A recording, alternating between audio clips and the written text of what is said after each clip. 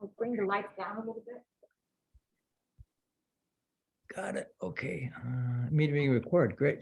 Just to check to see if you can see the instruments that I'm going to be playing. I'll be moving through a couple of rooms of my house. And in this room, there's two setups. So I wanted to just make sure you can see the first setup. Okay. If these drums, can you see me pretty well in this area? Yes. Oh, good, good. Okay. It can be angled a bit lower if possible. Oh, yeah. Sorry, I should have not waited for you to sit down. How's that? That's better. We can see the instrument better. Yes, Good, good. that's great. Thank you. And just raise your hand anytime if something goes awry or off. So welcome, everyone. It's a pleasure to be here again with abghari. She's an incredible vocalist. And I hope today, in the short time we have, to go over just some ideas about music.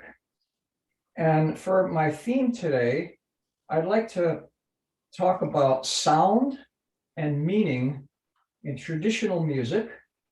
And when we get towards the end, if there's time, in contemporary and cross-cultural music.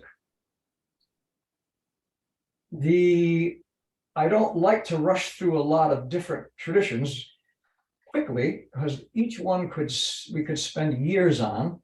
But for this topic, I think it is a good idea to look at different ones in this very focused lens of sound and meaning. In different ways, different global cultures express things that are very valuable in each culture. So I'd like to begin with the music of Korea, traditional music, known as pungmul nori, pungmul nori. And I believe you've had some work on pansori, which is a different part of the tradition, but uses one of the drums, the puk, for accompanying the vocalist. In pungmul nori, there are many, many, many rhythms. I'd like to do one today, or maybe two, but I'd like to talk about the instruments and what they're played for in at least one context. This is pungmul nori. Pungmul nori is known as a agricultural music.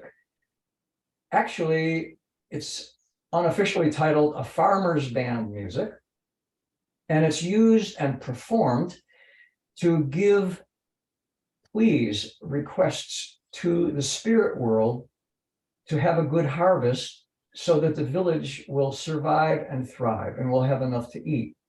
And this is sometimes done through spirit mediums, sometimes known as mudang, priest or priestesses. And it's the sounds of the instruments in pungmul nori reflect the people's view about nature. The primary four instruments are two drums and two gongs, although they are sometimes joined by the double reed oboe known as tayak yongso, which derives from the Chinese double reed oboe sona. Of the four percussion instruments, one of the leading instruments is this small gong. You can see it has a banked rim and it's flat, and you hold it in here, and you can, with your hand, mute it or take your hand off and let it ring openly. Now, I don't know if you can tell, but this is really loud, and it's played really loud. So for the sake of your ears, couldn't hear much at all. You couldn't hear. Okay, so I'll just play a little bit of the rhythm, and the natural element that this represents from my teacher, Pak Eunha, Miss Pak Eunha, this is lightning. So I'll give you just a little example of it.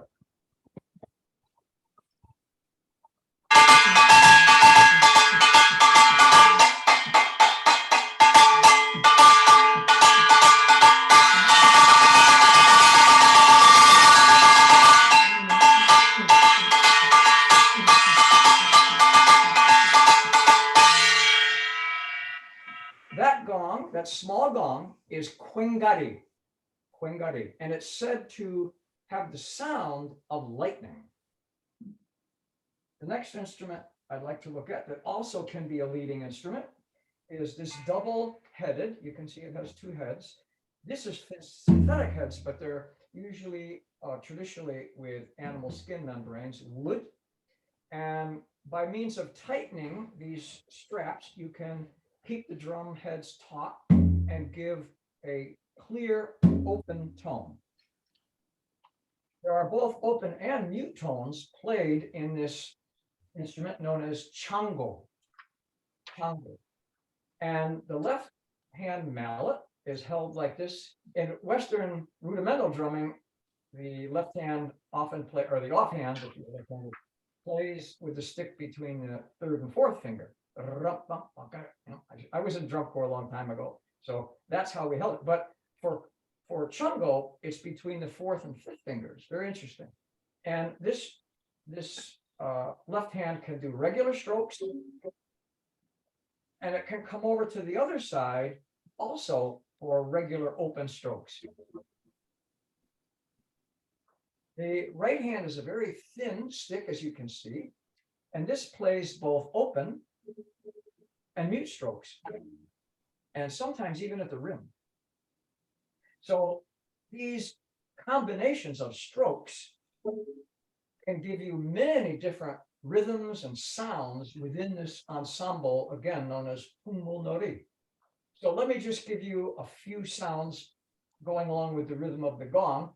I should even tell you that the rhythm that I just played was known as yongsan, and you could put it in Western terms as 6/8.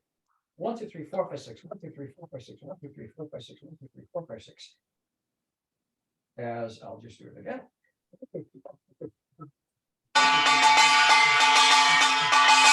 Okay, now, because I'm one person, I can't play all these together. I wish I could, but you really need to hear it in context with everything going. But now I'll play that same rhythm here, Yongsan.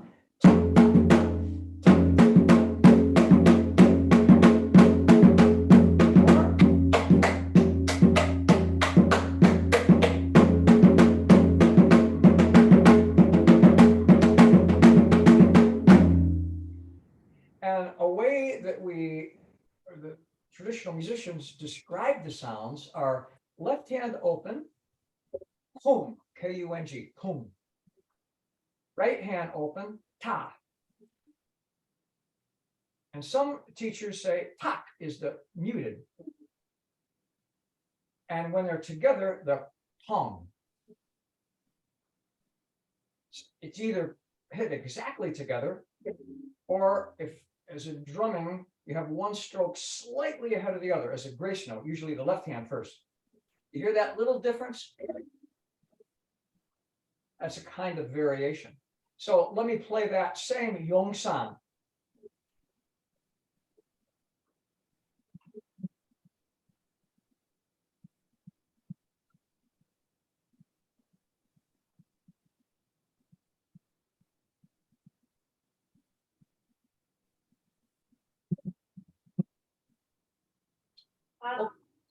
I don't think there's anything you can do, but the mic takes a while to calibrate. Like the gong that you were playing, it was silent, then it kicked in. This one we didn't hear at all.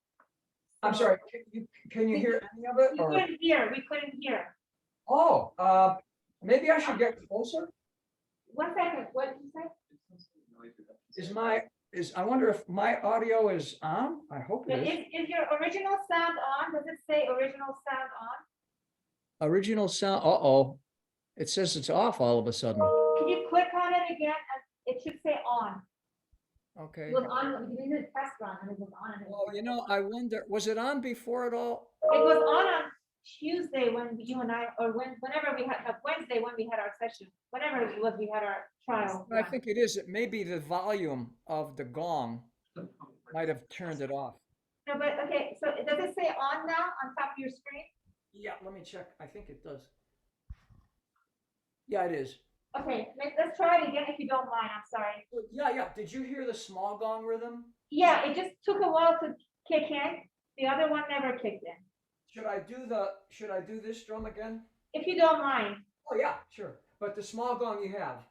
Yes, we have. I'll give you a thumbs up if we can hear it. Okay. So here's the Yongsan rhythm, again played on the chango drum with tong, ta, kung. You hear it now. Ta is muted. Is it on now? Yes. Yes. So here it is.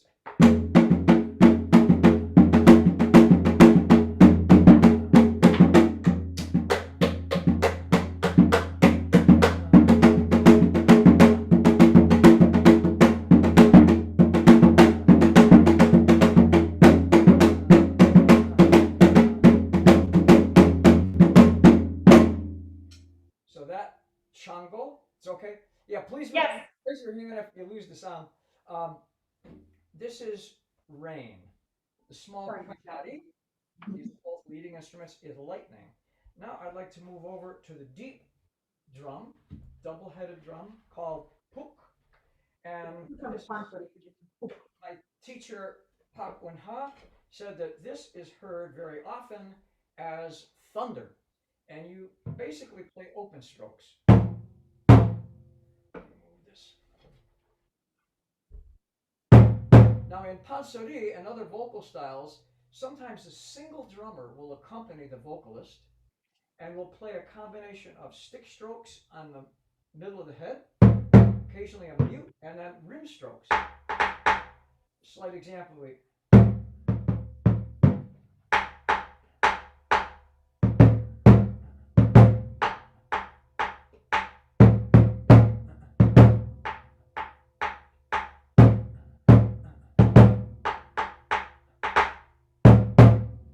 in this rhythm, tong takum ta, tong takum ta, tong takum ta, known as Yongsan, this drum would play a basic series of driving beats.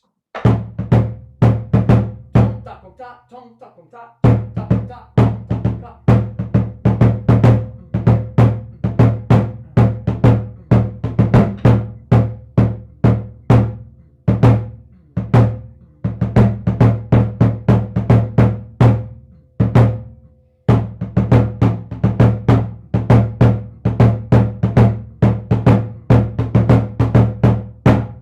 So you can see that has a powerful sound, and that is thunder. And now we come to the deep gong, known as ching, C-H-I-N-G. And in some musical styles, it's played being held because there are often processionals for this music with all the drums held and strapped on the players, and this is just held. But if it's in a concert, it is played on a stand very often, and you can mute it again, just like the smaller gong kwengari. You can mute this from the back with your hand or with the mallet.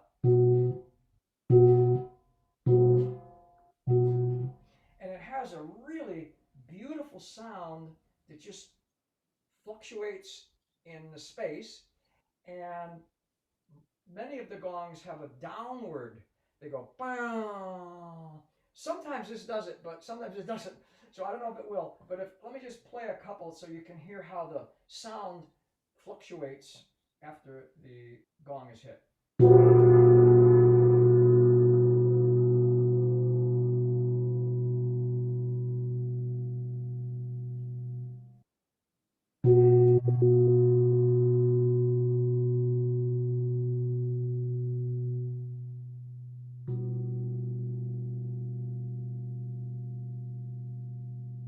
Cool. And in this rhythm, Yongsan, tong takunta, tong takunta, on the chango, this gong, ching, would even be sparser than the puk. It would just go tong takunta, tong takunta, tong, and maybe when it gets energetic, it would go twice as often. So let me just say it, and then I'll play the part. Tong takunta, tong takunta, tong takunta, tong takunta, tong takunta, tong takunta, tong takunta, tong takunta, tong takunta, tong takunta, tong takunta, tong takunta, tong takunta, tong takunta, tong takunta, tong takunta, tong takunta, tong takunta.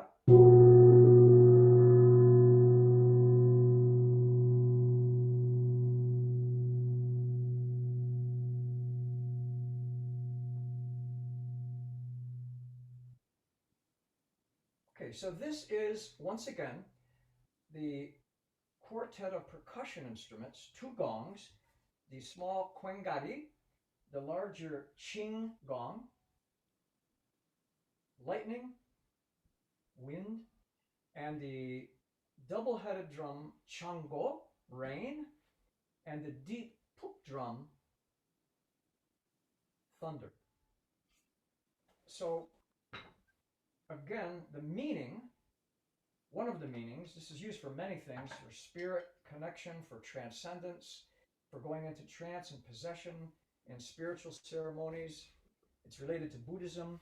And when I was in Seoul in 2001 to study at the National Center, my teacher, again, Miss Pak Eunha, who's a great chango player and musician, we were brought to a village where they had Buddhist ceremonies and a processional and exactly this kind of ensemble, the Pungmul Nori ensemble.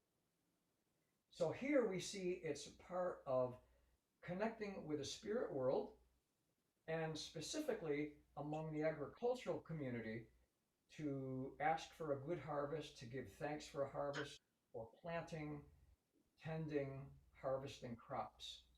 So it's based and rooted in the earth.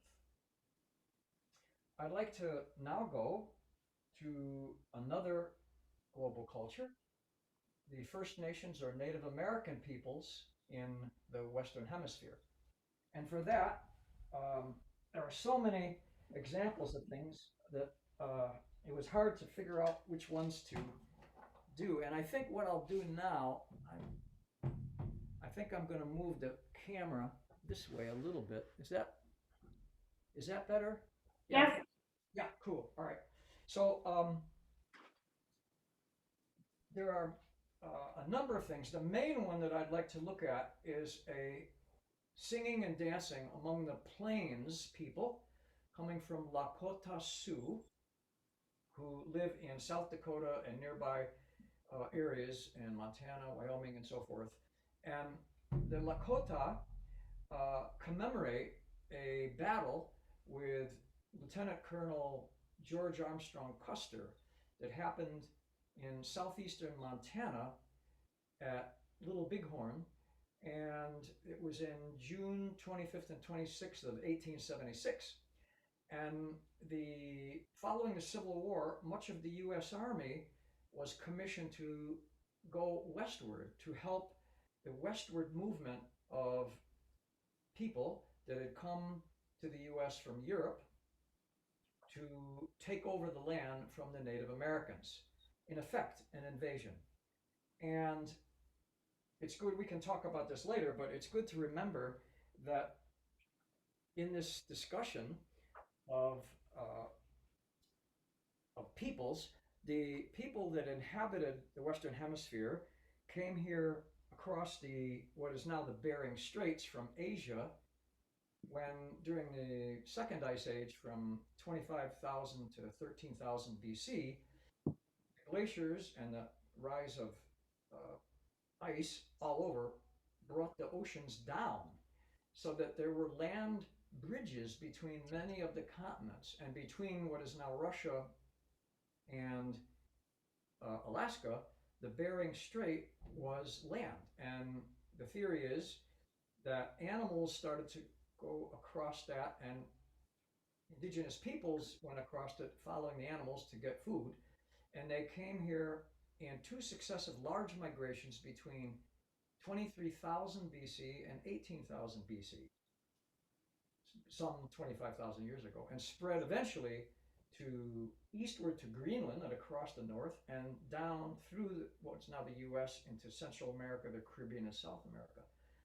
There were at least 25 to 30 million indigenous peoples here when Columbus arrived in 1492 in the Caribbean.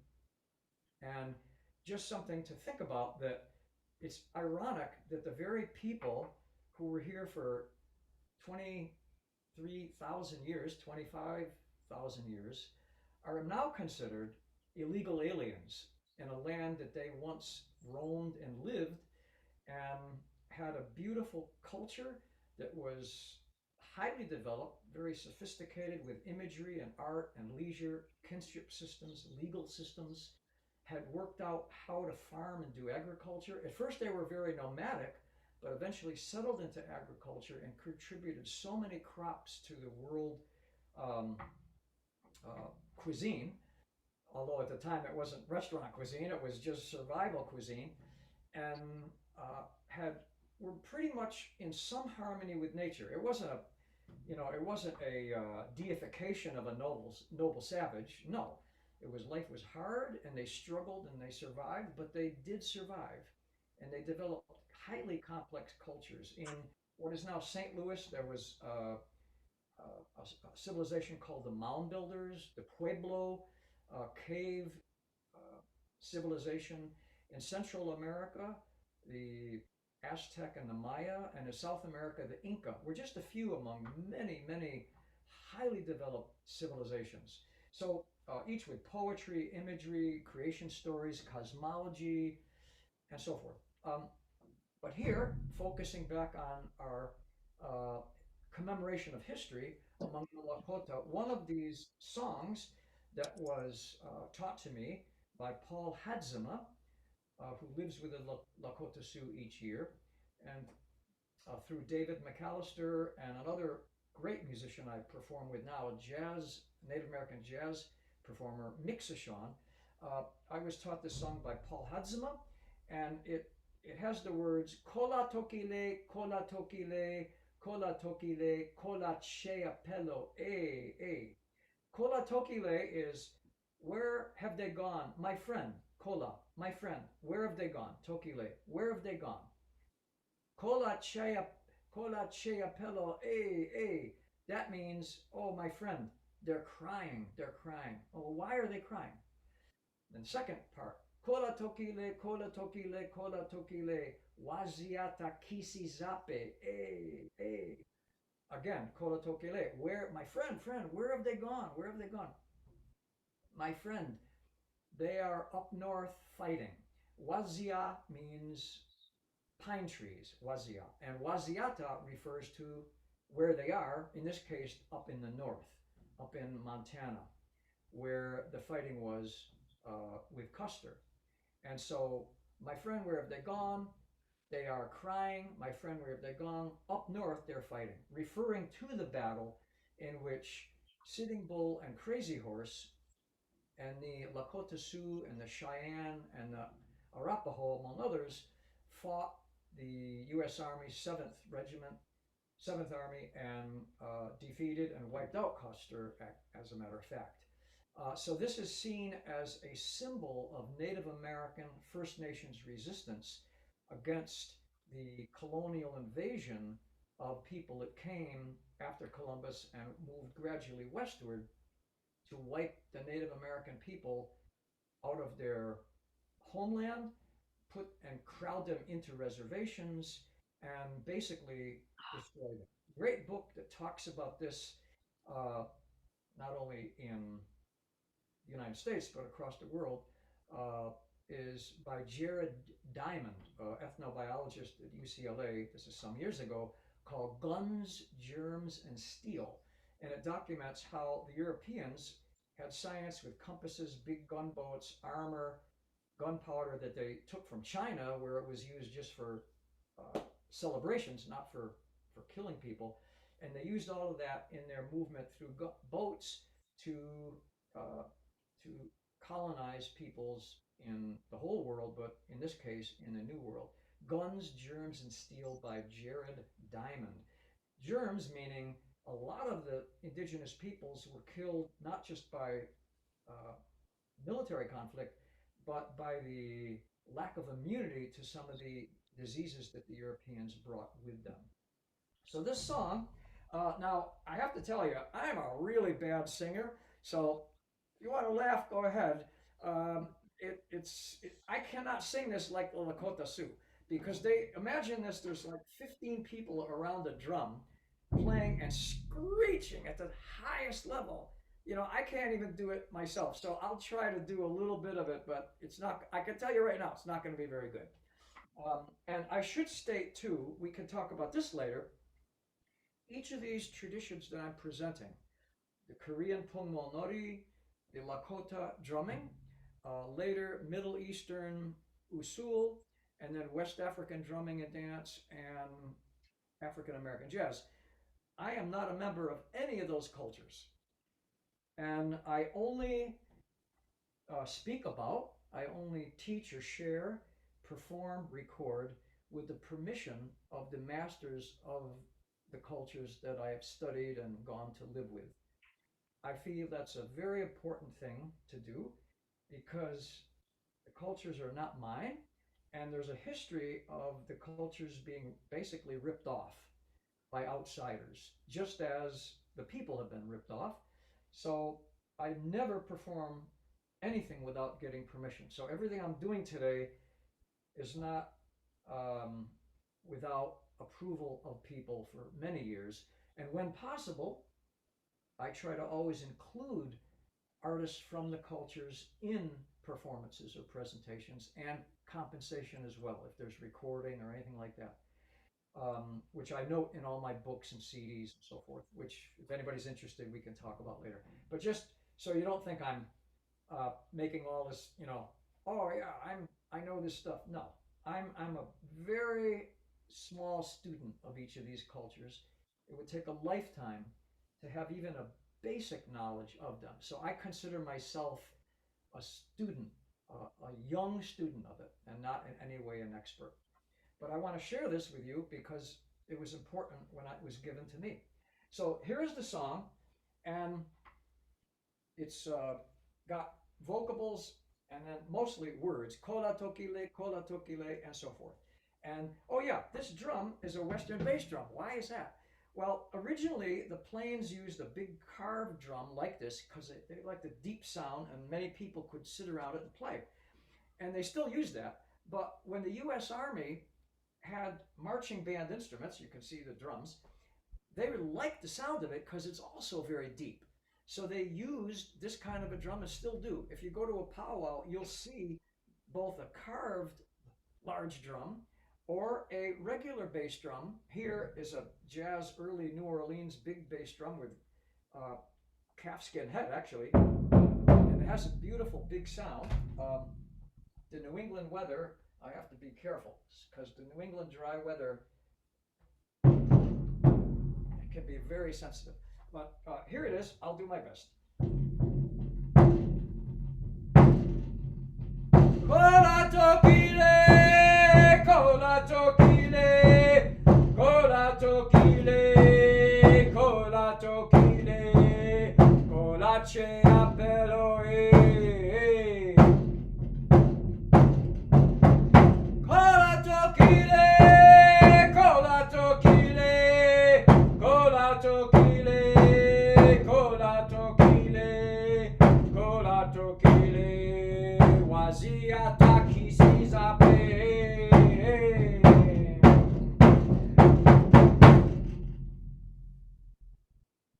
Now you heard me accent some of those strokes.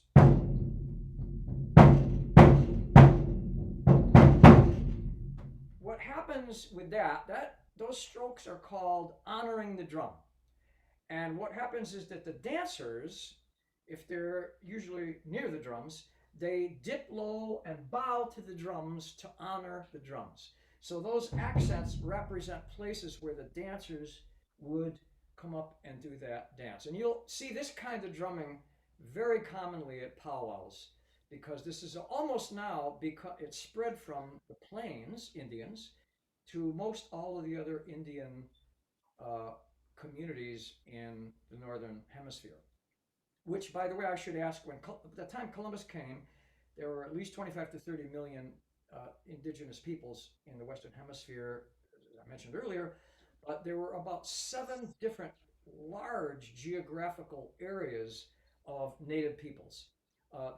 Many subdivisions, of course, hundreds, maybe thousands of tribal units, but the largest ones were the eastern woodlands, the Great Plains, of which this song came from, the Southwest that ran all the way over to the Pacific Ocean, the Intermountain Plateau, which is close and probably includes where you all live, and then the California coast that goes up to what is now Oregon, and then the northwestern peoples that go from about Oregon and Washington up to Alaska, and then all the rest of Canada is known as the North. And in the North, I'm just going to quickly add this because this is such a cool rhythm. There are, among the Inuit people of the North, they're also referred to as Eskimos, but the Inuit use a whaleskin drum, which I do not have, so I'm approximating the rhythm here. It's a rhythm that belies the idea that Native American peoples, oh, they only play simple rhythms, or in the Hollywood movies, the stereotypical, no. There are many incredibly sophisticated and difficult rhythms in 5 and 7 and 9, a lot of them in the North and Northwest. And here is one from the Inuit of the North, and I'm going to play it first, and then I'll try to describe it.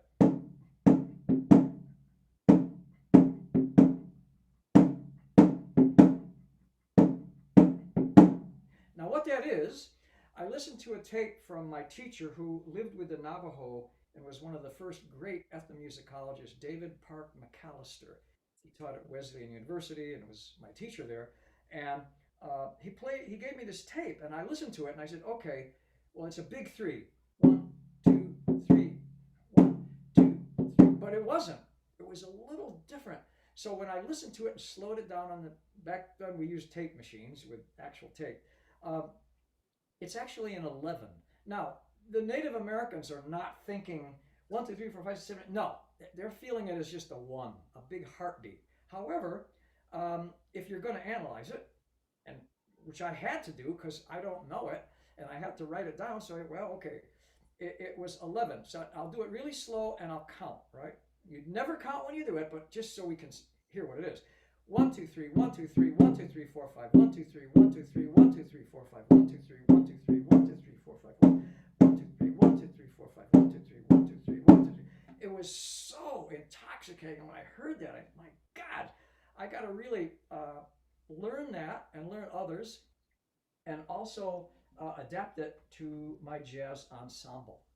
So we've looked at now 2 different musical cultures, both having a different value or having a different approach to sound and meaning. One, to reach the spirits for agricultural sustenance among Korean people, Pungmulnori, and here a historical commemoration of past events to honor their resistance against imperialism that eventually resulted in genocide and destruction of their land, resources, culture, and way of life. In this case, the Lakota Sioux.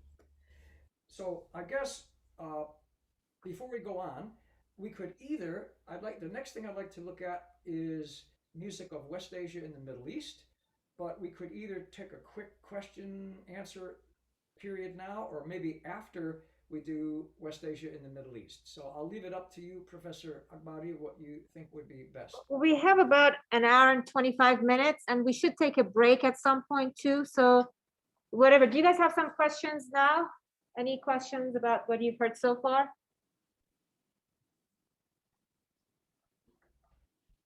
Any thoughts, comments? Yeah, we could do something, I would say no more than 10 minutes, and then we should take a break. Oh yeah, good. Why don't we do let's see here. Can you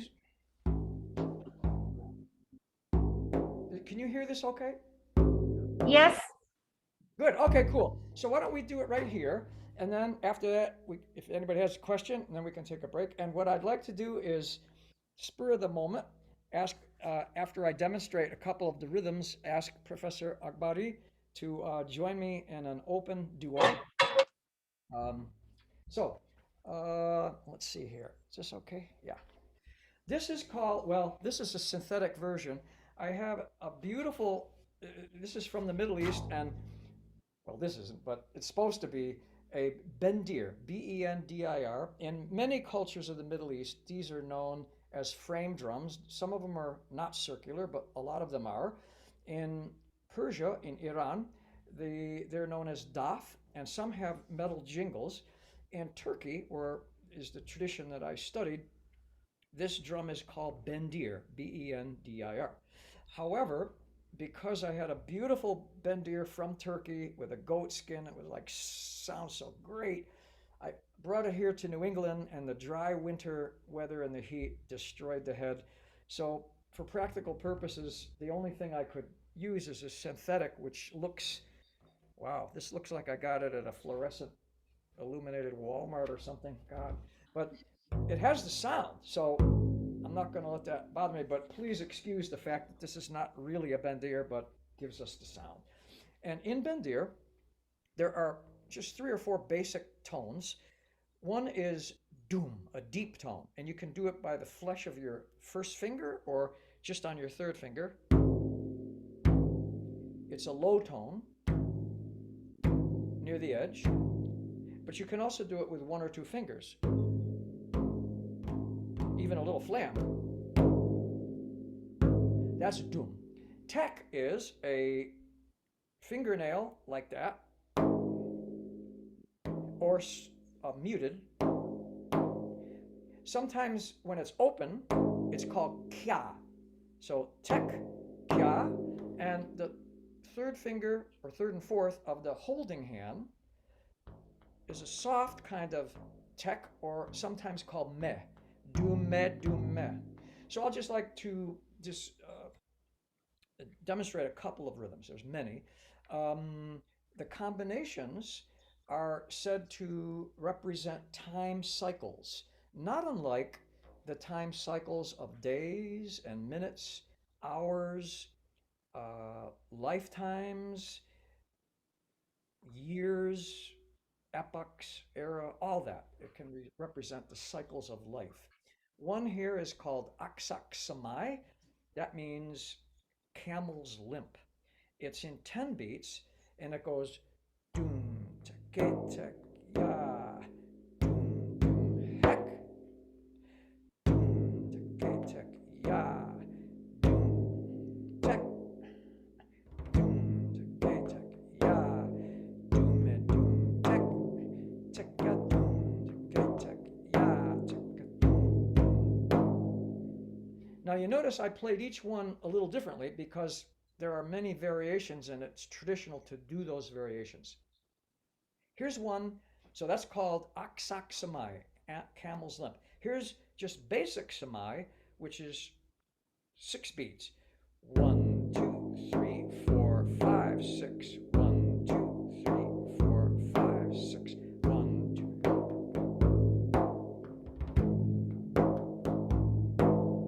Samai. Another one is Devri Hindi, which means India cycle. Hindi, India, Devri cycle, cycle of India. And it's 7, 3 plus 2 plus 2. In its simplest form, 1, 2, 3, 1, 2, 3, 4, 1, 2, 3, 1, 2. Now, with variations.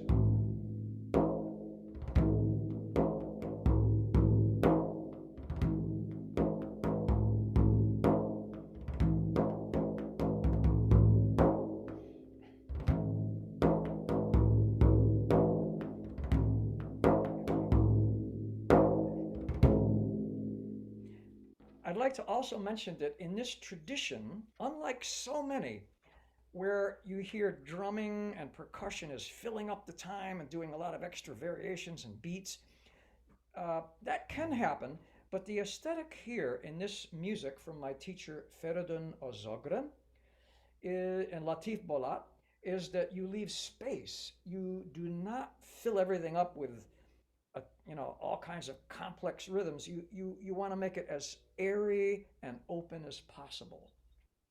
So I'm going to give an example. And very often on the last beat of a cycle, the ensemble and the percussionist will stretch it and then come back in so that the time of it is not metronomic. It's not a metronomic heartbeat. It's a heartbeat that stretches, almost what you could call elastic time. And when I've been honored to play in a couple of groups with advanced musicians, that was what we do. You stretch some of the beats. So let me do, let's see, I'll do one more that's spiritual rhythm for devotion called Evfair. It's in 9 beats. 1, 2, 3, 4, 1, 2, 3, 4, 5. 1, 2, 3, 4, 1, 2, 3, 4, 5. So 4 plus 5. But it's just felt as a big giant 1, a heartbeat. On the end of it, I'm going to let it last longer. And that's expected in this tradition. So here it is, Ev Fair, a spiritual or religious devotional rhythm.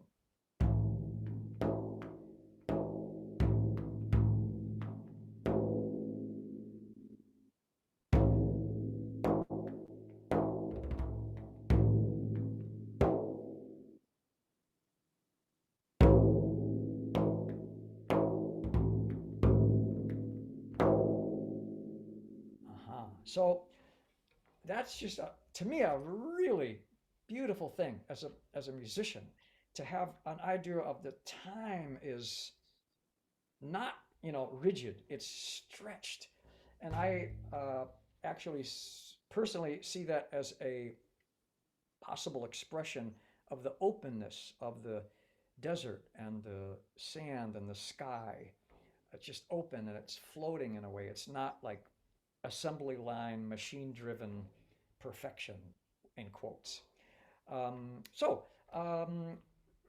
these usul are said to envelop life and express time and life in a very powerful sense. And these rhythms and this music is from Turkey, very often in Turkish art music, but its beginning was in the Mevlevi Sufi order of Islam. And the Sufis were inspired by the poetry of the 13th century poet Jalaluddin Rumi. And this poetry was always mystical and spiritual. And you might have seen, I don't know if you've seen the whirling dervishes, the dancers that go with the Mevlevi Sufi music. And I was really lucky to perform with them once at Wesleyan, along with the group I was in, with Feridun and Fred Stubbs and others. And it was just to watch these people whirl for like 10 minutes. And it was transcendent. It was just so moving. And the Mevlevi order of Islam is persecuted actually because traditional Orthodox Islam says that music and dance are evil and profane, and it can never go near uh, worship of Creator. But the Mevlevi Sufis believe that it is the opposite, that just like when we'll get to West Africa, music and dance and physical intensity is a means to transcendence to communicate with the spirit world and ancestors and the Creator. So they're persecuted and they have to have their meetings and their worship in secret places, temples, very often underground, and they're known as tekis. They've always been persecuted. Um, so uh, I would now like to invite Professor Abghari to join me in a open improvisation.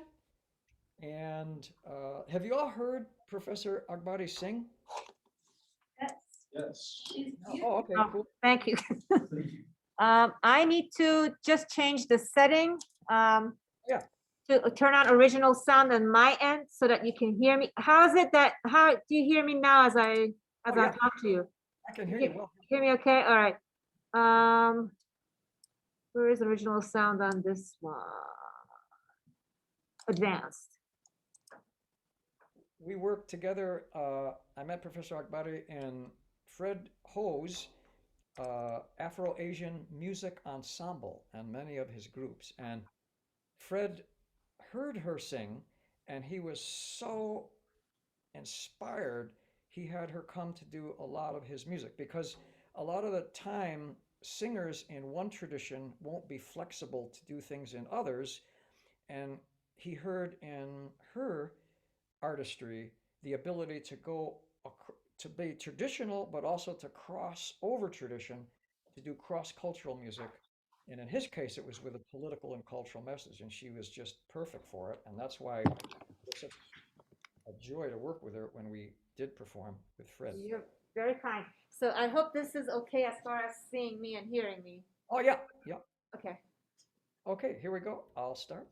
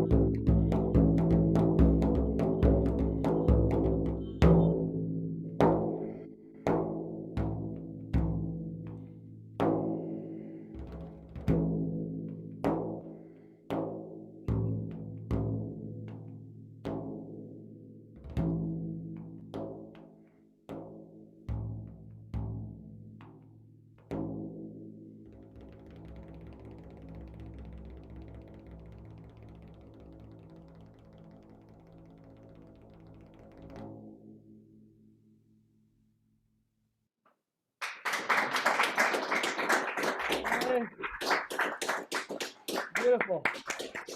Damn. Thank you. It's a little hard with two masks on, but got a few mouthfuls of whatever. Even from a distance, it's wonderful working with you. Man. Puzzle. No, wonderful. Yeah, I can't wait till we're together. Thank you so much for that treat. Well, thank you. Jesus. Shall we take a break? I think. Okay. Do you have any questions about this before we break? Anyone? That was an improvisation, by the way. Yeah. Any thoughts, comments, anything, questions, whatever? That's great. Yeah, that's really cool. Thank you. They're just saying nice things. Yeah, that's it. All right, so let's take a break. What time is it now? Let's see. 3:10. 3:10. Close. Yeah, can we be back? Is it okay to be back at 3:20? 10 minutes? He has a lot to cover. I don't want to. So 10 minutes, is that okay, Dr. Hardigan? I'm sorry? Is 10 minutes okay? Oh, yeah. So 3:20, now it's 3:11, so, sorry, it's 5:11 at your end, so That's fine. 5:21 Massachusetts to 3:11.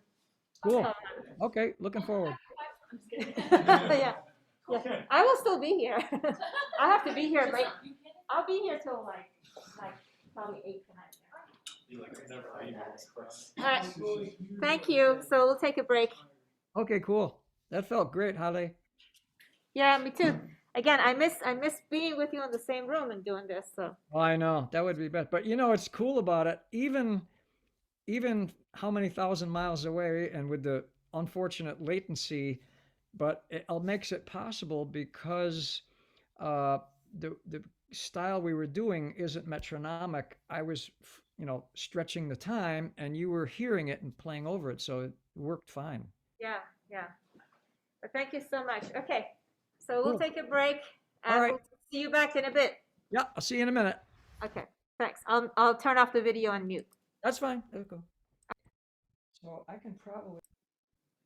Okay, I think we're mostly back. Yes. Can you hear me okay? Cool. Can you see and hear everything here okay? Yes, in fact, I'm going to turn it down a bit. Yes, Okay. I've been riding the volume between your talking and playing, so I'm DJing here. Yes. Cool.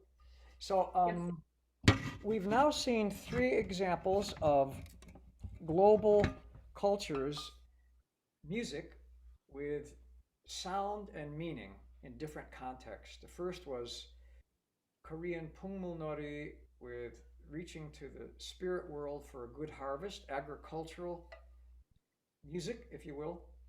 The second was historical memory and commemoration of Native American resistance against colonial invasion. And then just now, spiritual devotion based upon usul time cycles, rhythms, from Turkish art music and Sufi Mevlevi worship.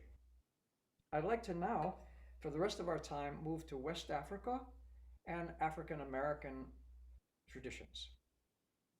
The first example I'd like to talk about is preparation for war, a music known as adzogbo, but I've been taught it also as adzohu. It's a spiritual preparation for war among the Fon people of Togo, Benin, and Nigeria, and the Ewe people of Ghana and Togo. Nowadays, there are no ethnic wars in Ghana, so this music is seen in another way as a spiritual preparation for confronting the difficulties and obstacles in life. And my teachers, kobena, adzenyah, kwadzo, donkor, abghari, k.ladzekpo, all have stressed to me the importance of seeing the arts, and in our case, music, dance, song, as not just musical, but also physical, intelligence, or you could say intellectual, emotional, spiritual disciplines to prepare each of us for meeting the obstacles of life. So in this sense, this music is now really a kind of discipline and preparation for our both personal and collective paths in life to express that value. And in this music, adzohu, many sections, I'll look at 2 of them. The bell pattern is quite remarkable. We could spend a whole class just on this bell called gangkogwi. Most of them are larger than this, and later we'll see one that is, but here's a smaller one. And it has a pattern. Again, it isn't thought of that way when it's performed, but to make it easier in the short time we have to have a grasp of it, it's in 24/8 in Western terms. It's 8 dotted quarter notes with 3 units each. But the rhythm that's played over it is an 8-unit rhythm that isn't commensurate with a multiple of 3. It comes out 1, shy of the 9th unit, which would be the end of the 3rd dotted quarter beat. So it then shifts, and it shifts 3 times before it comes back around. So let's see, there's a latency, so we probably can't all clap together, but I'll stamp my feet and count at first, and then you can maybe hear that the pattern is, if it was just 8 units, it would be, so it would be like 1, 2, 3, 4, or 1, 2, 1, 2.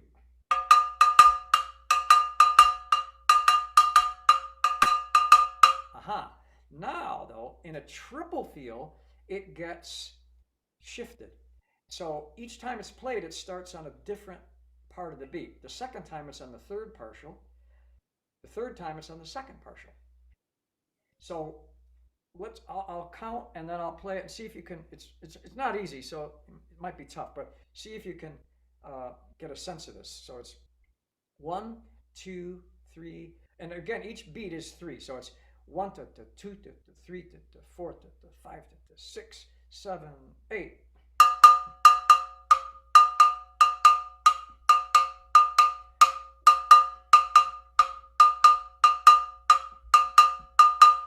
One, 2, 3, 4, 5, 6, 7, 8.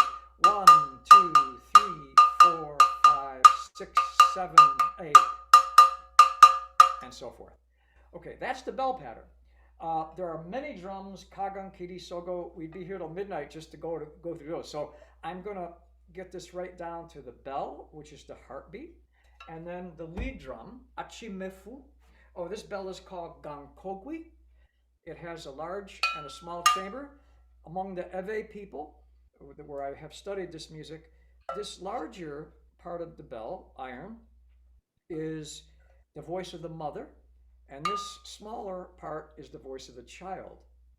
And the mother and child are united forever. So this is heard as the voice of a mother and a child, or the voice of an ancestor, but it has 2 different tones based upon the size of the chambers, and it's called gankogwi.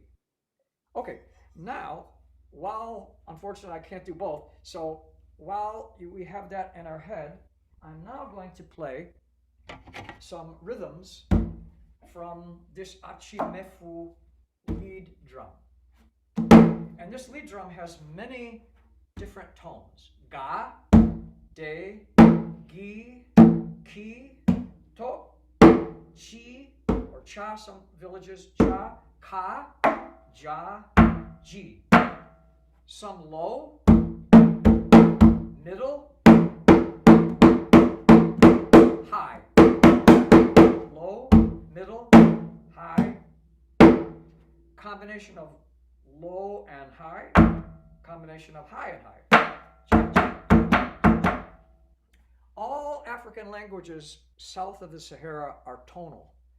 So, for example, in Ewe music, adzuabona. Yo, adzuabona. Adzuabona. That is low, middle low. That says, are we ready to go to war? Or in this case, are we ready to confront the difficulties we face? And then people answer, yo, yes. So how does that get translated? Well, adzuabona.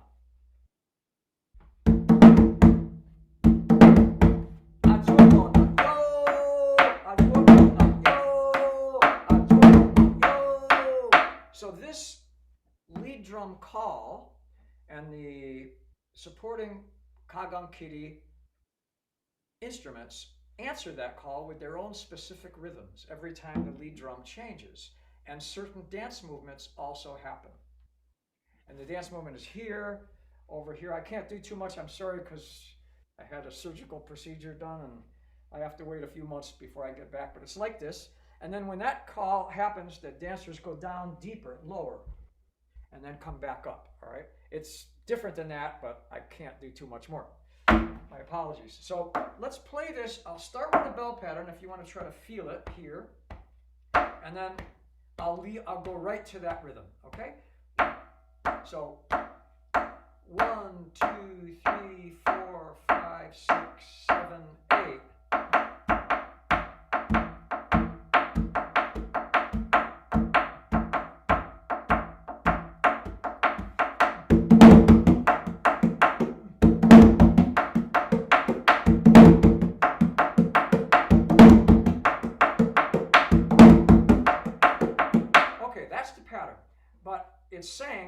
adzuabona, yo, adzuabona, yo, adzuabona, yo, adzuabona, yo. But that Ewe language is transmuted into the drum language known as vugbe. Vu is drum, be speak, drum speak, in the tones of achimefu. Ga gite ga ga.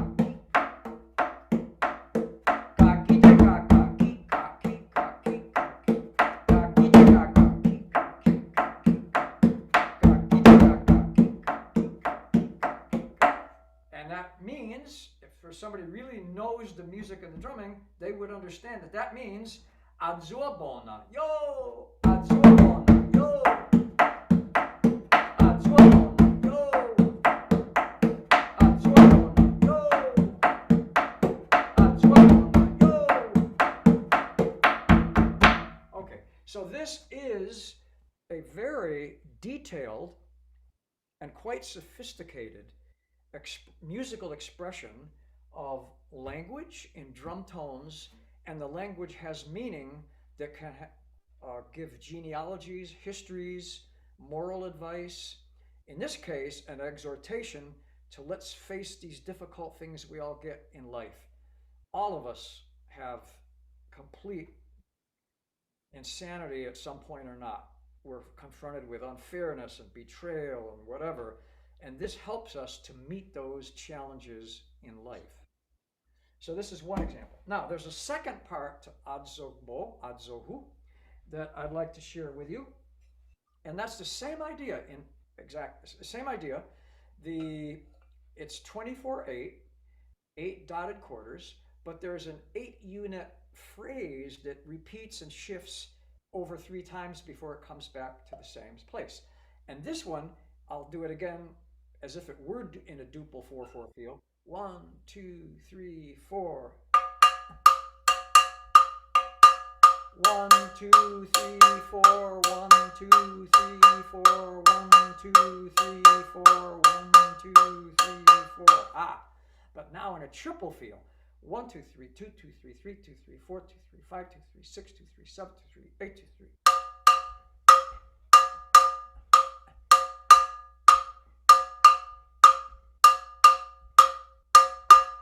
Now, usually this section, the first section I played was kadodo, meaning forming a circle to get ready for spiritual communion.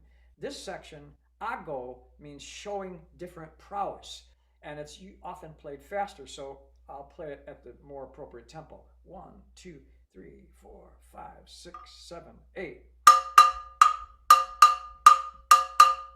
1, 2, 3, 4, 5, 6, 7, 8.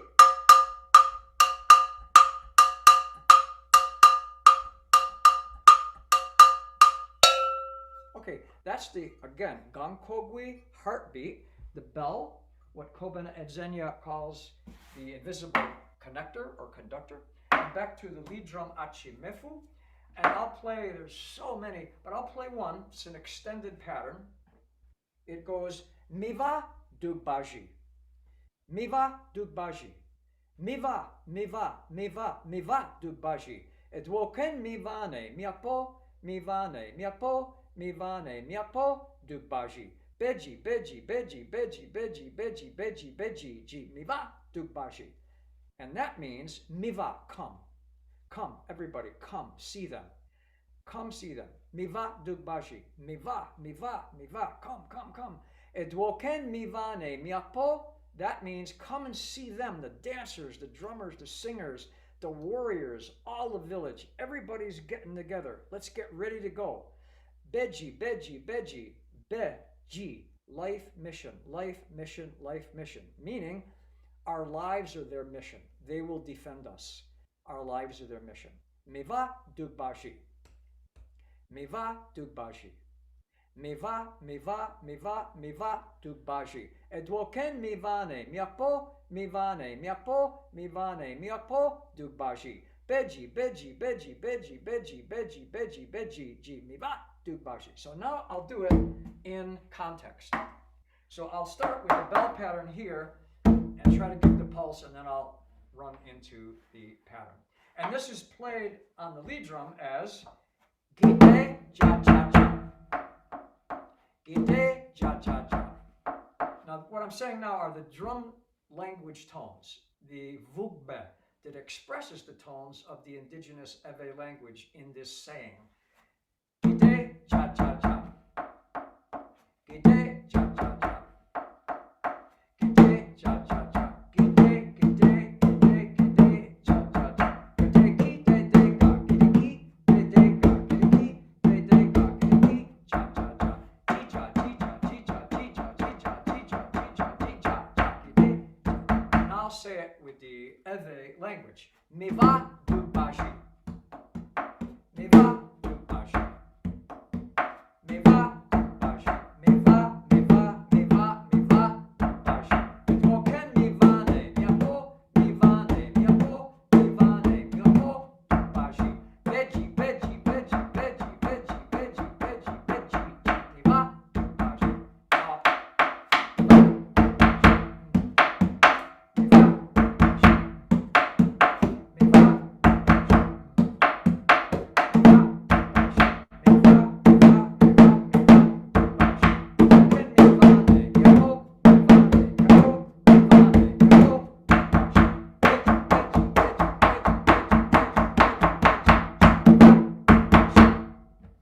So here we have sound, instruments, meaning as a spiritual preparation for, in the old times, war, but now our own strength and perseverance to face the difficulties of life. Among the Ewe people, with the music known as, dance drumming, known as adzohu, also known as adzogbo, in two sections, kadodo and ago. Now, I'd like to look at a different music from another part of Ghana, central Ghana, among the Asante people. And I'm going to have to readjust this a little bit. Let's see here. Yeah, I think that will be, if I do that, let me just check. I'll go back here and tell me if you can both see the drums and hear the instruments. Well, we'll be able to hear you. Sorry? If the sound is good, we'll hear you. Okay.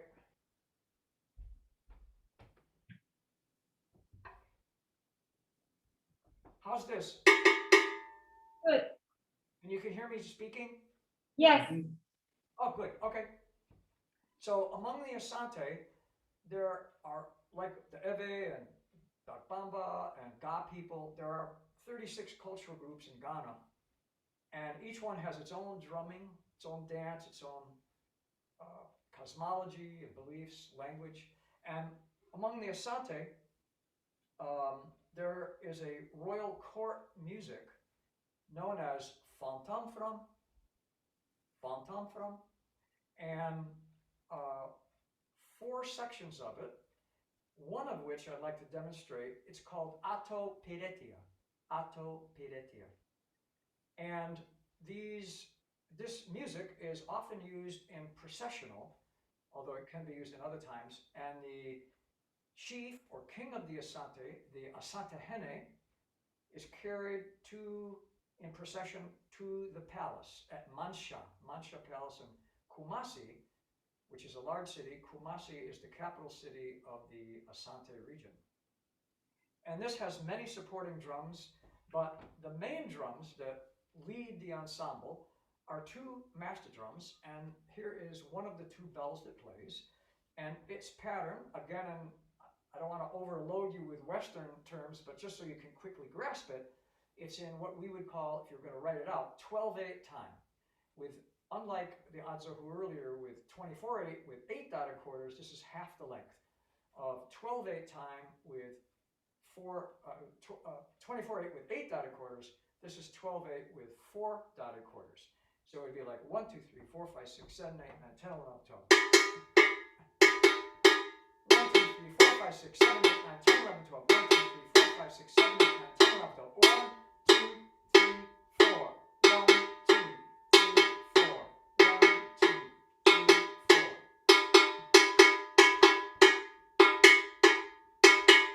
Okay, that is the Dauro bell. You can see it's a larger bell with a hollow chamber, and it's quite low pitched.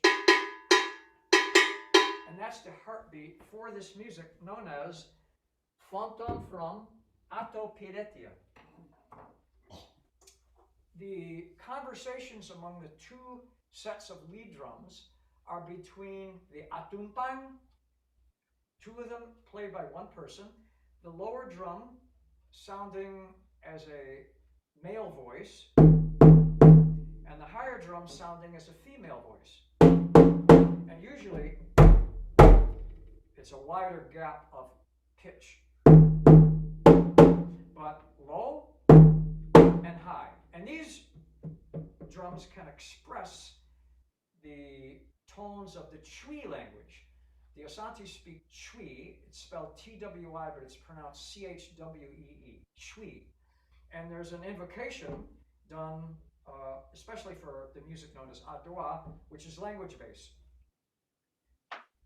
Yesua momehanu, Yesua momehanu, Yesua momehanu, Twenebo kodua, Abrapam, Demini fadwe, Demini fadwe, Demini fadwe, dwe dwe ni, Amyane hunu, Abrampam, Yamawa kwaba, Adaworokofi, Mahomaraso, Adaworokofi, Mahomaraso, Kumubra, Yesua momehanu, Yesua momehanu, Yesua momehanu.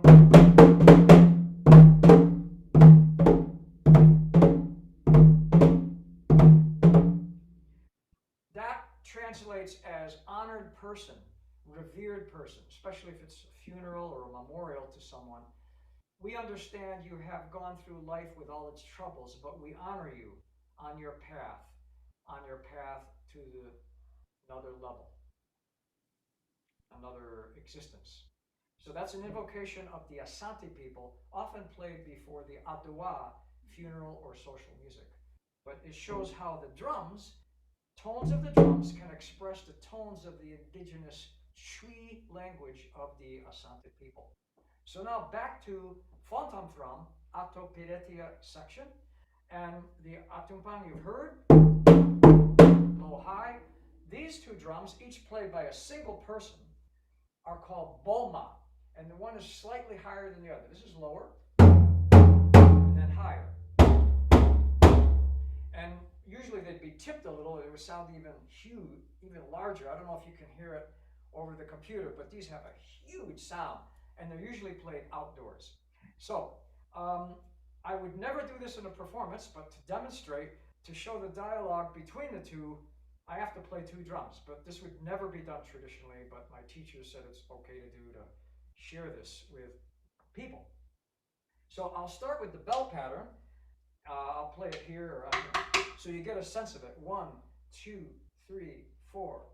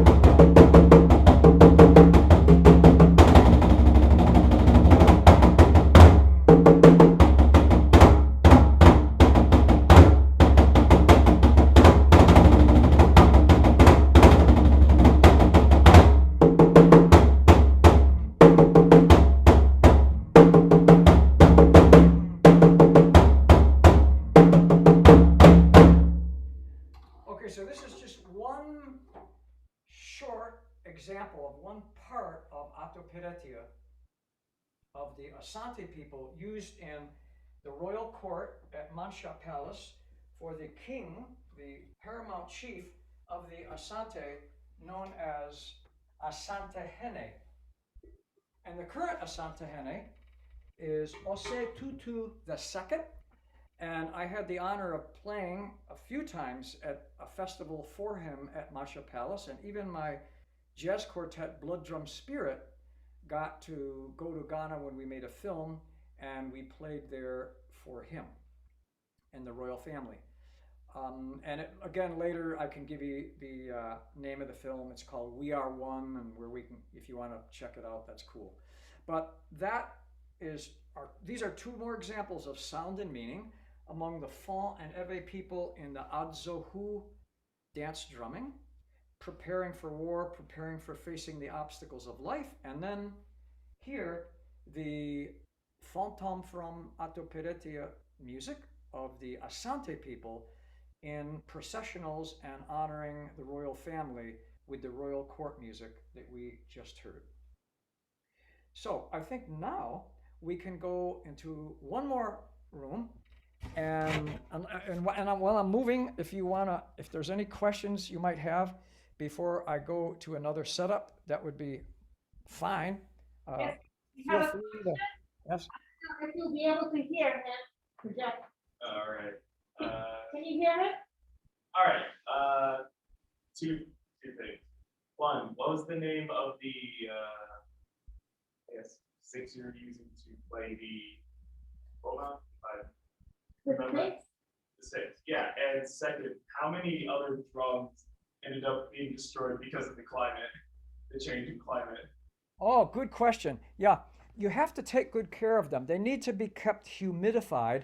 If they're humidified, then they have a good chance of not being affected. But I kept the goat skin bendir in a storeroom with other instruments where I taught at UMass Dartmouth, and the heat overwhelmed the humidifiers that I had put there precisely to prevent such a occurrence, to prevent them from getting too dry. And unfortunately, the head I saw just shriveled off the edge of the rim, and it was not a good thing. But I would say as long as the instruments are cared for well and kept humid and moist, they can survive. But it's just sometimes in here that, well, I'm sure I'm not in Colorado. I'm sure it could get very cold. We get really cold here, sometimes below 0 Fahrenheit, and the heating systems go on, like really strong, and it's so strong that the humidifiers that we put in the storage room don't work as good as we'd like. Yes, much drier here. It's very bad for drums. But Oh yeah, okay. it's really, Cheyenne had a first part to his question. He was asking about the name of the sticks that you were using on. Oh, the V-shaped sticks.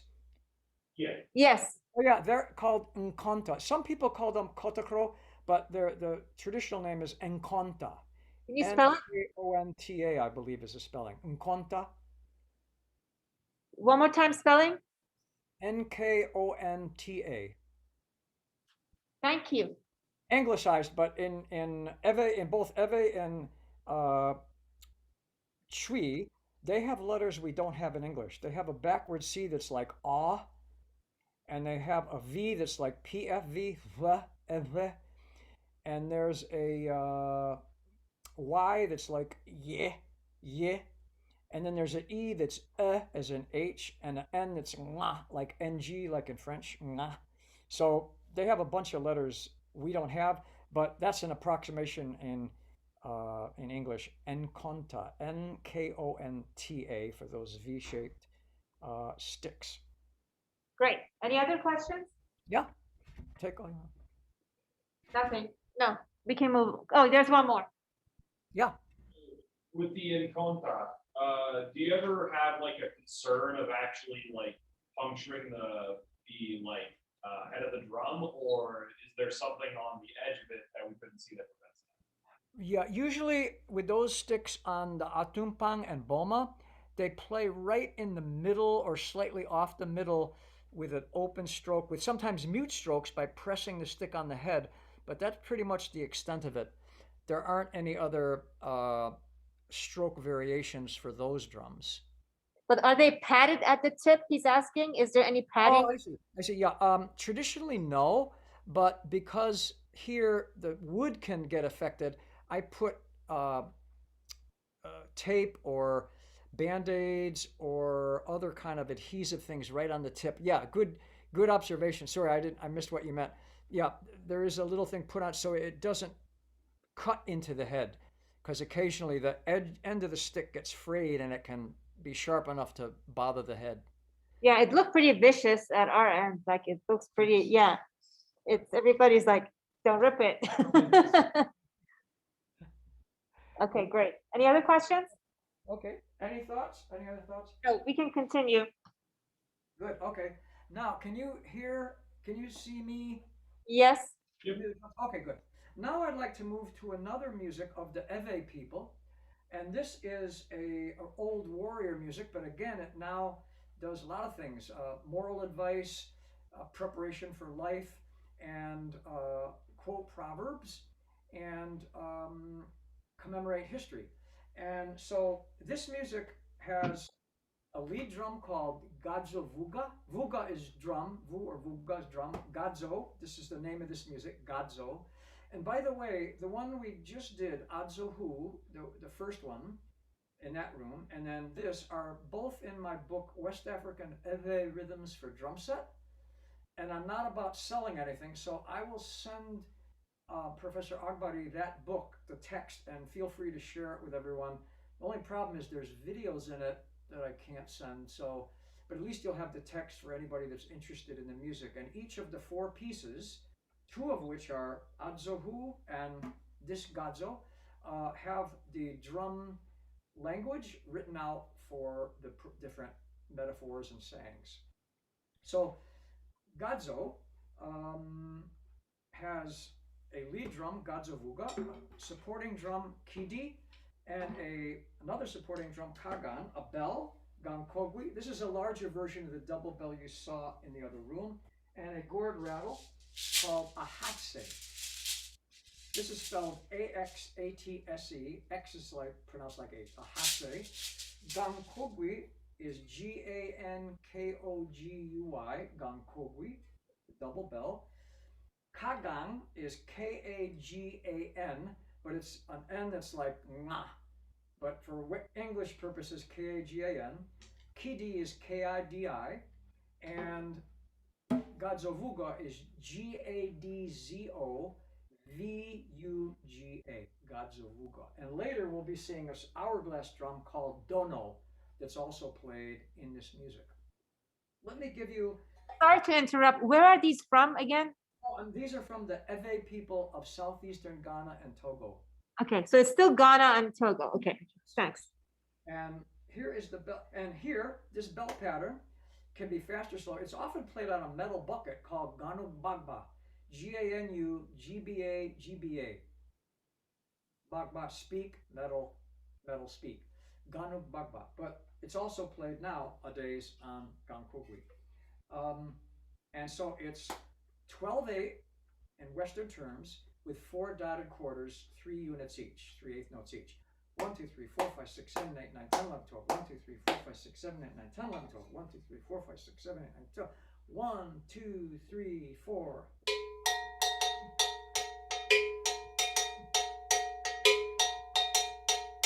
One, two, three, four. 1, 2, 3, 4. And sometimes it's played all on the top. And the low bell sometimes just as a variation. The rattle, a hatse, has many, many variations. The simplest which is of that 4-beat series.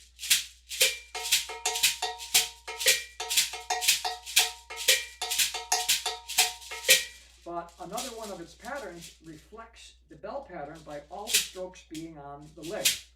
And these are often spoken as pa for the leg and ti for the hand. Pa, ti, pa, pa, pa, pa, pa, pa. Or pa, pa, ti, pa, pa, ti, pa, ti, pa, ti, pa, pa.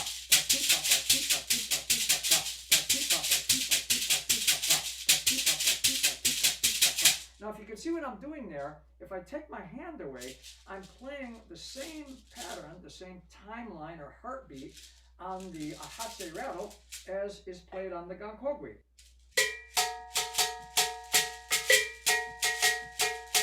One, two, three, four.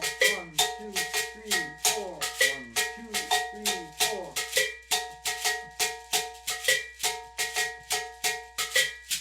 4. Now add the hand stroke.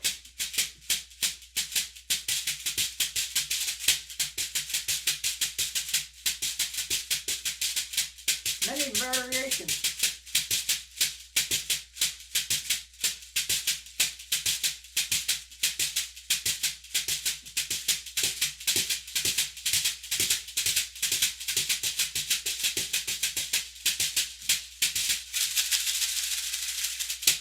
Okay, the supporting drum, the smallest, sounds like a child's voice. Open bottom, single-headed drum played at an angle.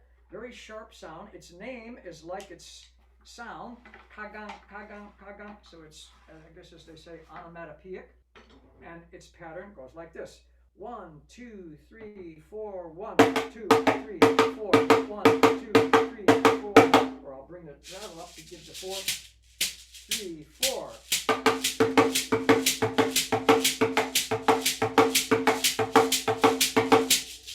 And it is answering each of the basic dotted quarter beats that reflects the dancer's foot movements with 2 strokes, like that. And it has many variations too, but we'd be here till midnight if I went into all of them. This is kidi, a medium pitched and toned drum that sounds like that's a child, this is older brother or sister, single-headed, and it plays mute and open strokes, 3 of each, and it goes 1, 2, 3, 4, 1, 2, 3, 4, 1, 2, 3, 4, 1, 2, 3. And that fits with the gankogwi bell pattern like this. Kidi is K-I-D-I. So this goes like this. 3, 4.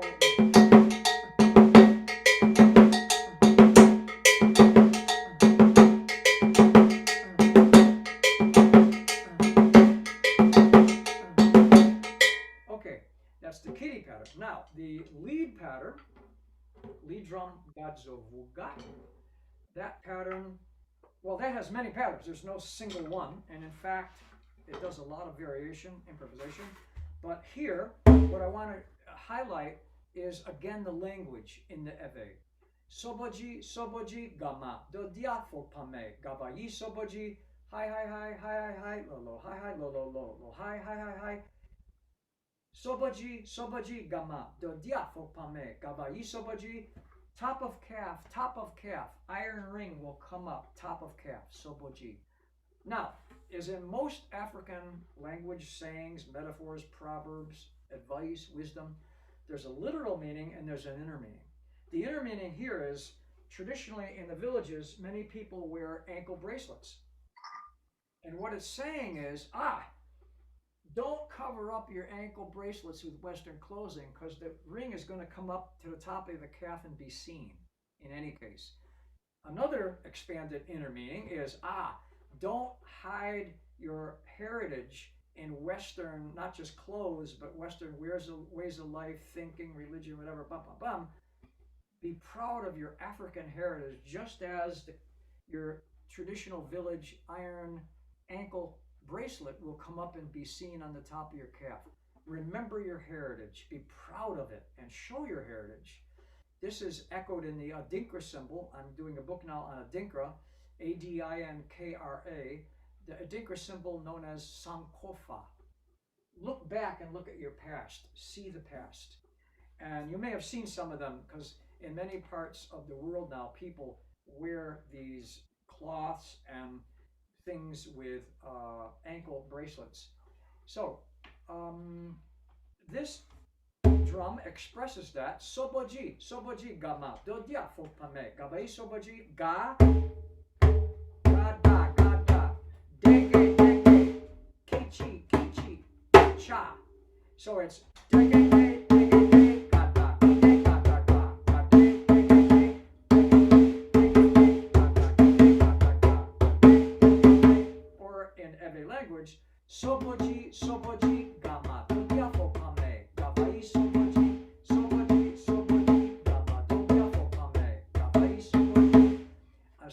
one is remembering the British institution of a curfew. After World War II, many cultures across the world tried to find their own independence from the colonials that had taken place since the 1400s.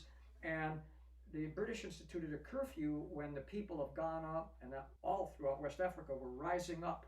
And so the Ghanaian people said, no, we don't want to have somebody telling us we can't even go out of our houses after 6 o'clock.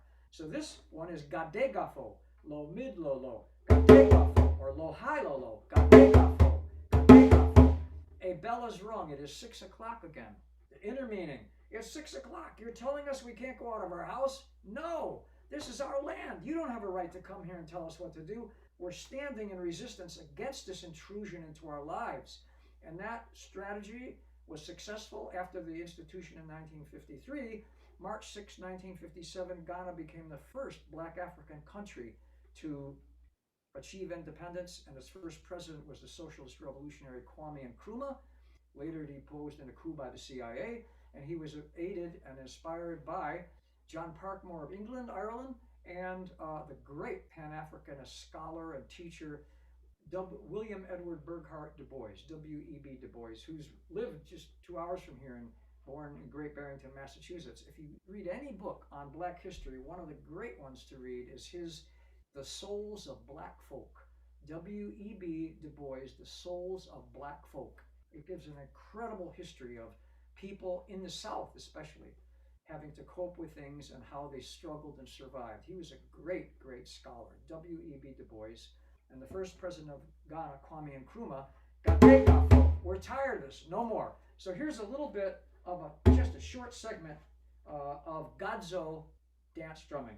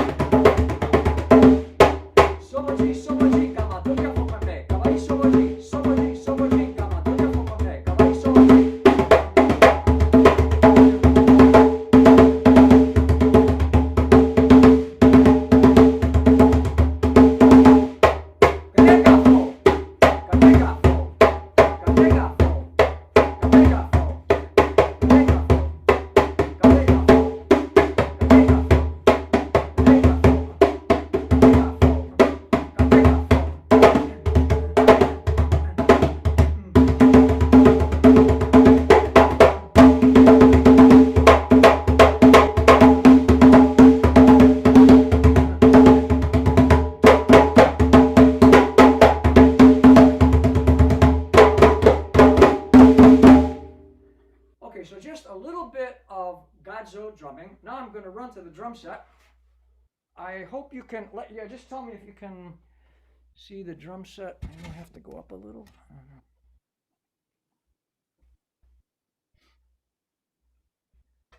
Can you see and hear me there, or should I bring it closer? No, it's fine. Just so you know, we have 15 minutes. Oh, I better hear you. Okay, so here is the dono. This is a double-headed hourglass string tension drum that is used throughout West Africa and Ghana, and here among the Ewe in this music called kwadzo. Here's its pattern. I'll do the basic beat with my feet. 1, 2, 3, 4, 1.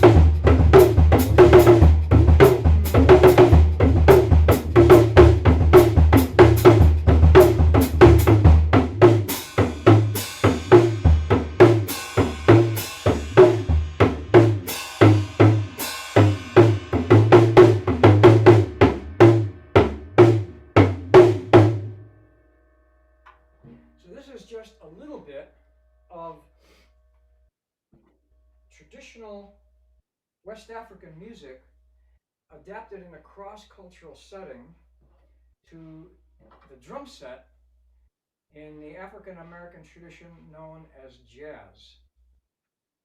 I had a whole other thing on the whole history of the drum set, but that'll take us to a long time. So maybe we'll try to do that next time.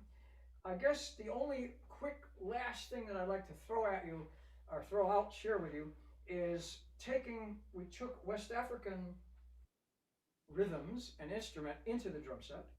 Another thing that I've been given permission to do is music of India. And there's two basic concepts: raga, about pitch, and tala, time cycles, and the rhythms we speak and say and play over them. And I'll give you a quick version of something, interestingly, completely different than the 11 we saw with the Inuit people of the northern Native Americans. Here, a time cycle known as, it's a tala, and it's called Mishra Triputa. Mishra 7, and then Triputa has 7 plus 2 plus 2, so it's 11. 1, 2, if you want to try to follow along with your hands, you clap the tala with me, but there's a latency. 1, and there's 4 units per beat. Taka, taka, taka, taka, like that. And taka, taka, 2, to 3, to 4, to 5, to 6, to 7, 8, 9, 10, 11. Taki, to tango, to dingi, na, ta, di, tom. Ta dingi, na, tom, ta dingi, na, tom, ta dingi, na, tom, tango, ta dingi, na, tom, ta, di, tom. Ta dingi, na, tom, ta dingi, na, tom, ta dingi, na, tom, ta dingi, na, tom, ta, di, tom. Ta dingi, na, tom, ta dingi, na, tom, ta dingi, na, tom, tom, ta dingi, na, tom, ta, tom, tom, ta dingi, na, tom, tom, tom, ta dingi, na, ta. On a drum set.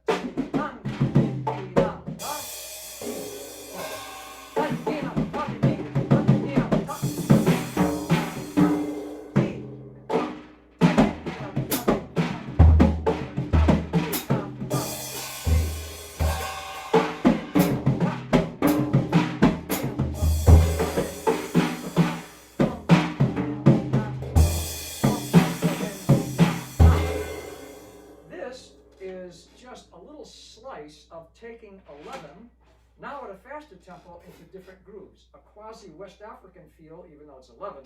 1, 2, 3, 4, 5. So it's 1, 2, 3, 4. We're playing it at 4 times the speed. 1, 2, 3, 4, 5, 6, 7, 8, 9, 11. 1, 2, 3, 4, 5, 6, 7, 8, 9, 11. But you just feel it as a big 1.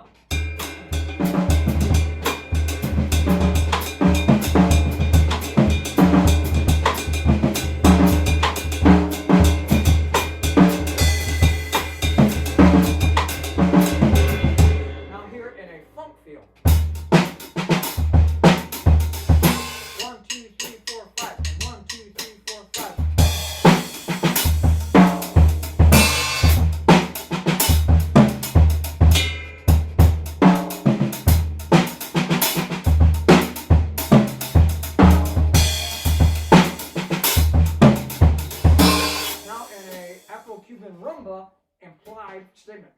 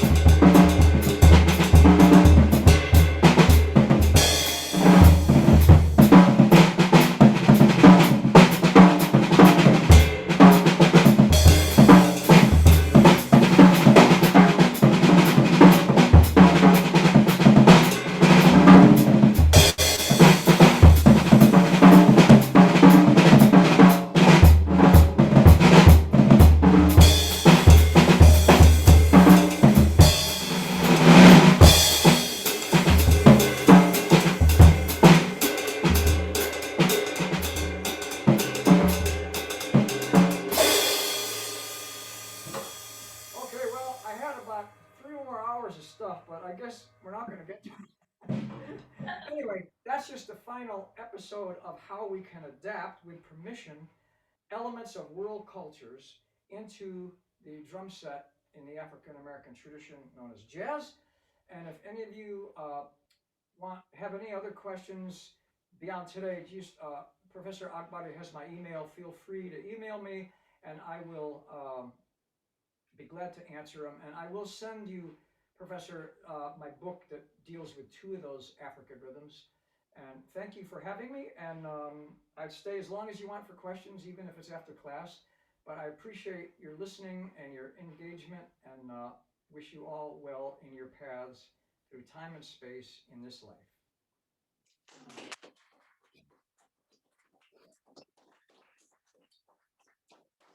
So if there's any questions, any more questions?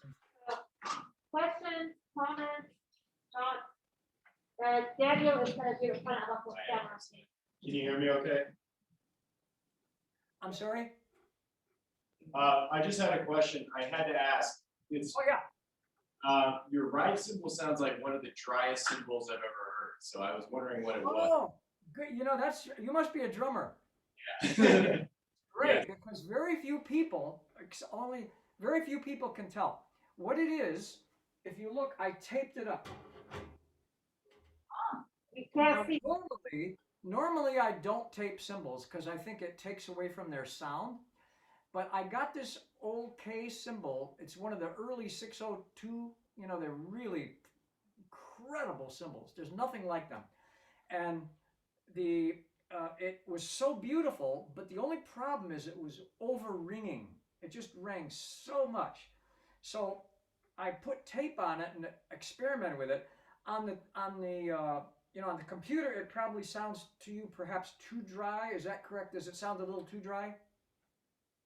Yeah, it's almost got that like bonk kind of sound. Yeah. I can tell you though, live it doesn't do that. Live it has a little bit of a ring. It's just enough to give it, a body, but it's dry enough that I can do a lot of fast things on it, which is what I try to do. And it just sings live. But I'm sorry because you probably can't really hear that very well with all the, over the 1,000-mile whatever. I thought it sounded great. I like dry cymbals, so I just Yeah, had. okay, cool. Glad. Good. Yeah. Any other questions? And I'm willing to stay after, I don't know if we can actually, but I'd be willing to stay, or if you have any other things, anybody wants to. I was going to do the history of the drum set, but we can't do it in 3 minutes. Yes, ma'am. That drum in the back corner behind you, right by the drum set. What is that one called? To your other side, the other side. The other side, To your left. on the floor, Oh, this drum? What's that called? Well, this drum is another one of the Ewe drums, and in a different music that wasn't kwadzo, this drum is called sogo. And it's just like kitty, single-headed, closed bottom, but it's larger, and it has a deeper tone. I'll play it for you now. There's kitty, here's sogo. Hear that difference? And in some pieces, sogo can play as a master drum too. It's played with sticks as a supporting drum, but as a lead drum, it can be played with 2 hands or 1 hand and 1 stick. That's cool because in our world music class, we're using, I think it's that exact drum. And we're playing hand logo, but we're using our hand. Oh, yes. Pound logo. You can use sogo and pound logo, and you can use a kind of drum like this among the pound logo comes from Ga people, and the lead drum is exactly like this, and it's called balogo. And sometimes and it's the same. There are 3 drums, 3 names for a similar drum, but they're all usually hand drums played for pieces where that kind of a drum is the lead. In kwadzo, it's just kwadzo vuga. The same drum, though, or similar to it, is balogo among the Ga people for the palogo and then among the Asante people that we saw earlier, and all the Akan area in central Ghana, that's called oprenteng. And yeah, that's true. Where do you learn palogo? That's great. We're doing it. So Haleh actually is I'm in with another class with her this semester. It's called World Music Ensemble, and we're doing a bunch of West African. But I don't teach them that. No, that's a different professor that's teaching us the drumming part, and she's doing. We're doing all sorts of different music from around the world. Great. So yeah, so one of them is Pen Logo, and then we're also doing Cuckoo, which isn't. It's not West African, but I think it's not Ghana. I forget where. Guinea, I think, is where Cuckoo's from. That was really fun. Cuckoo from Guinea. Cuckoo from Guinea. Oh, wow. That's cool. Yeah, so it's super fun. Yeah, because we have another drummer here who trained in Ghana and Guinea. Oh, wonderful. That's great. It's wonderful you have world music thriving. That's not a lot of schools have that. So It's the first time we're offering it. So yeah. oh, that's wonderful. I hope it continues. Man, that's totally super. Yes. Any other thoughts or questions, comments? I have a question. In the Korean tradition, are there gender separation roles, the separated gender roles as far as what instruments are played by whom or no? Well, from what my teachers tell me, I get the sense that yes, traditionally in the older times there were, but now not so much, because my teacher when I was in Seoul in 2001 was a great woman drummer, Pak Eunha. Eunha is their last name, but the last name comes first, Pak Eunha. And I've seen other women. Very often the dancers will be mostly women, although there are male dancers, and different instruments have men and women. Like the stringed instruments often have women. The percussion instruments, mostly male, but there are females, as Pak Eunha. And the shamans are sometimes, in some areas, mostly women, known as mudang. So that's quite interesting. As you would find perhaps in Brazilian candomblé or some styles of Haitian vaudou, it's mostly women that are the spirit mediums and the priestesses. Thank you. Any other thoughts or questions, comments? Yeah, I think that wraps it. Yeah. Was there a question? I mean, mine's It's coming. sorry. That's okay. Mine's a pretty generic one, but I guess what got you started in all this? Like, Yeah. how did it start and what kind of led forward? Like, drive? Did you hear that? I'm sorry, not quite. He said, what got you started in this whole adventure? What was the drive behind it? Is that Well, right? my mother and uncle were great tap dancers, Ray Hart and Hazel Hardigan. And I started tap dancing at 3 years old. And then I went into piano. I still play piano, mostly jazz piano. And then, but my main instrument was drum set after being in a drum corps. And then when I was in the Peace Corps, I became aware of global cultures outside the Western ones that I was brought up in. And I came to really respect and understand and love all global cultures because in my experience, all the divisions of everything, boundaries and all that stuff, it's there, it's historical, but at root, we are universally all one human family.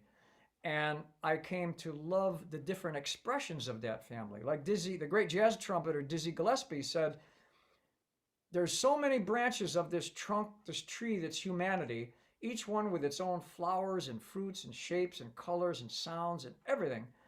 But we have to remember we're all part of this human family, no matter where we are on this planet, and we are one. And that got me to really get motivated to learn and try to honor, with some integrity, music of the world's peoples as a way of expressing. It's never about just, for me, sounds and having, it's fun, but it's a way to reach a connection that's human and transcendent towards spirit, to celebrate who each of us are, uniquely in our own way, and to honor each one of us in all our beautiful diversity, as Dizzy Gillespie said, the beautiful parts of this same tree. Well, that's a great way to end it, I think. That was actually a great question, Cheyenne. Nothing generic about that. Nothing generic about the answer. And We Are One is the name of your film, right? We Are One. Yeah, that's the film. And I posted all these links on Canvas for you, and if you're sending me more, I will post more. Yeah, I have a YouTube channel, just my full name without any space between the names, Royal Hartigan. You can see everything there. And I have a website at royalheart.com. And I have, it up. oh, they got, okay, Blood Drum Spirit, and then We Are One, the movie. So welcome. And any questions, just send them. I'm happy to answer. Yeah, he's so generous that makes all this stuff available. Aw, thanks so much. So thank you so much Thank again. you. Thank you. Okay, hope to see you again. Thank you. They never stay over, so. They never stay over, but they stay for you. Thank you. Oh, thanks. All right, see you again. Hope to see you all again. Thank Bye. you. Thank you. Bye-bye. Thank you.